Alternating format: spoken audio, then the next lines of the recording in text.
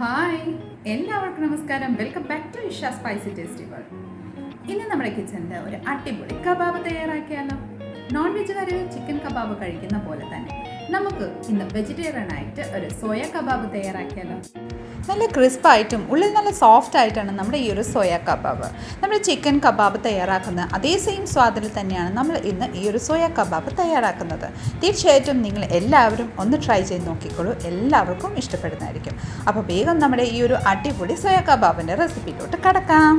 ഈ ഒരു soya kebab തയ്യാറാക്കാൻ വേണ്ടിയിട്ട് ഞാനിവിടെ ഒരു 2.5 കപ്പ് സോയ ചങ്ക്സ് എടുത്തിട്ടുണ്ട്. വലിയ ബോൾസ് ഉള്ള ആണ് ഞാൻ എടുത്തിരിക്കുന്നത്. നിങ്ങൾ ചെറിയ ചെറിയ ബോൾസൊക്കെ ഉള്ള സോയ ചങ്ക്സ് ആണെങ്കിലും കുഴപ്പമൊന്നുമില്ല കേട്ടോ. ഇനി ഇതിലോട്ട് ആവശ്യമനുസരിച്ച് വെള്ളം കൂടെ ചേർത്തിട്ട് നമുക്ക് നന്നായിട്ടൊന്ന് ബോയിൽ ആവുന്നിടം വരെ ഒന്ന് ബോയിൽ ചെയ്തെടുക്കാം. അപ്പോൾ ഇത് നന്നായിട്ട് ബോയിലാക്കി ഞാൻ എടുത്തിട്ടുണ്ട്. ഇനി ഇത് നന്നായിട്ട് ഒരു 2-3 തന്നെ നന്നായിട്ടൊന്ന് വാഷ് ചെയ്തതിന് ശേഷം നമുക്ക് നന്നായിട്ടൊന്ന് ഇതിൻ്റെ വെള്ളം പോകുന്നിടം വരെ നന്നായിട്ടൊന്ന് പിഴിഞ്ഞ് ഒരു പാത്രത്തിലോട്ട് മാറ്റിയെടുക്കാം കേട്ടോ. അപ്പോൾ ഇതാ സോയ ചങ്ക്സ് വെള്ളമൊന്നും ഇല്ലാണ്ട് തന്നെ നന്നായിട്ട് പിഴിഞ്ഞ് ഞാൻ സ്ക്വീസ് ചെയ്ത് ഒരു പ്ലേറ്റിലോട്ട് എടുത്ത് വെച്ചിട്ടുണ്ട്. ഇനി നമുക്ക് ഒരു മിക്സി ജാർ എടുക്കാം. മിക്സി ജാറിലോട്ട് നമുക്ക് കുറേശ്ശെ ഈ ഒരു സോയ ചങ്ക്സ് ആഡ് ചെയ്ത് നമുക്ക് നന്നായിട്ടൊന്ന് ക്രഷ് ചെയ്തെടുക്കാം കേട്ടോ.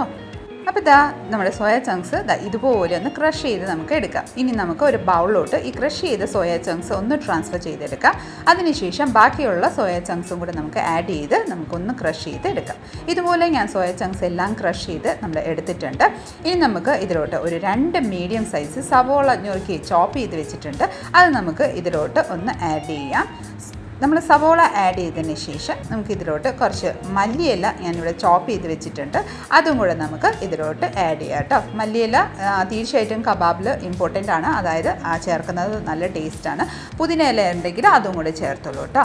ഇനി നമുക്ക് ഒരു കുഞ്ഞ് മീഡിയം സൈസുള്ള ഇഞ്ചി ഞാനിവിടെ ഞുറുക്കി വെച്ചിട്ടുണ്ട്. അതും കൂടെ നമുക്ക് ആഡ് ചെയ്യാം. ഈ വക ആഡ് ചെയ്തതിന് ശേഷം എരിവ് താല്പര്യം അനുസരിച്ച് പച്ചമുളകും കൂടെ ചോപ്പ് ചെയ്ത് വെച്ചിരിക്കുന്നത് അതും കൂടെ ആഡ് ചെയ്യുക. ഞാനിവിടെ 2 പച്ചമുളകാണ് ചോപ്പ് ചെയ്ത് വെച്ചിരിക്കുന്നത്, അത് ആഡ് ചെയ്തു. ഇനി നമുക്ക് ഇതിലോട്ട് കുറച്ച് മസാലകൾ ആഡ് ചെയ്യാം. അതിന് വേണ്ടിയിട്ട് ഞാൻ ഒരു 1/4 ടീസ്പൂൺ മഞ്ഞൾപ്പൊടി, 1/2 ടീസ്പൂൺ മുളക് പൊടി, എരിവ് നിങ്ങളുടെ താല്പര്യം അനുസരിച്ച് ആഡ് ചെയ്തോളൂ. ഒരു 1/2 ടീസ്പൂൺ ഗരം മസാലയും കൂടെ ആഡ് ചെയ്തതിന് ശേഷം നമുക്ക് ഇതിലോട്ട് ഒരു പുളിപ്പും നല്ലൊരു പ്രത്യേക ഒരു ടേസ്റ്റ് വരാൻ വേണ്ടിയിട്ട് നമുക്ക് ഇതിലോട്ട് 1 ടീസ്പൂൺ ചാട്ട് മസാലയും കൂടെ ആഡ് ചെയ്യാം. ചാട്ട് മസാല ഇല്ലെങ്കിൽ കുഴപ്പമൊന്നുമില്ല, നിങ്ങൾ നാരങ്ങ നീര് ഒഴിച്ചാലും കുഴപ്പമൊന്നുമില്ല കേട്ടോ. ഇനി ഞാനിവിടെ 1 ടീസ്പൂണോളം നാരങ്ങ നീരും കൂടെ ആഡ് ചെയ്തതിന് ശേഷം നമുക്ക് ജസ്റ്റ് ഒന്ന് ഉപ്പ്, അതായത് ആവശ്യമനുസരിച്ച് ഉപ്പും കൂടെ ആഡ് ചെയ്ത് ഒന്ന് മിക്സ് ചെയ്തെടുക്കാം. ലൈറ്റായിട്ടൊന്ന് മിക്സ് ചെയ്തെടുക്കാം. സവോളയും മസാലകളെല്ലാം നന്നായിട്ടൊന്ന് മിക്സ് ആവുന്നിടയിൽ മിക്സ് ചെയ്തെടുക്കാം. അതിനുശേഷം നമുക്കൊരു ബൈൻഡിങ്ങിന് വേണ്ടിയിട്ട് ഞാനിവിടെ ഒരു 3 ടേബിൾ സ്പൂൺ കടലമാവ് എടുത്തിട്ടുണ്ട്. കടലമാവോ അല്ലെങ്കിൽ അരിപ്പൊടിയോ നിങ്ങൾക്ക് എന്താ താല്പര്യം അത് ആഡ് ചെയ്തോളൂ. ഞാനിവിടെ ഇപ്പോൾ കടലമാവാണ് യൂസ് ചെയ്തേക്കുന്നത്. നന്നായിട്ട് കൈ കൊണ്ട് നന്നായിട്ടൊന്ന് മിക്സ് ചെയ്തെടുക്കാം. ഇതുപോലെ ഒന്ന് ബൈൻഡിങ് ആവുന്ന പോലെ നമ്മുടെ ഈ ഒരു സോയ ചങ്ക്സിൻ്റെ ഈ ഒരു കൺസിസ്റ്റൻസി നമുക്ക് റെഡി ആവേണ്ടത്. നമുക്കൊന്ന് നന്നായിട്ടൊന്ന് ബോളാക്കിയെടുക്കാം. ഇതുപോലെ ഒന്ന് ബോളാക്കിയതിന് ശേഷം നമുക്ക് കട്ട്ലറ്റിൻ്റെ ഷേപ്പോ, നിങ്ങൾക്ക് ഏത് ഷേപ്പാണ് വേണ്ടിയത്, റോൾ ടൈപ്പോ, അത് നിങ്ങൾക്ക് ഏതാ ഷേപ്പ്, ഓവൽ ഷേപ്പോ, നിങ്ങളുടെ താല്പര്യം അനുസരിച്ച് ഒന്ന് ഷേപ്പ് ചെയ്ത് ഇതുപോലെ ഒന്ന് ആക്കിയെടുക്കാം.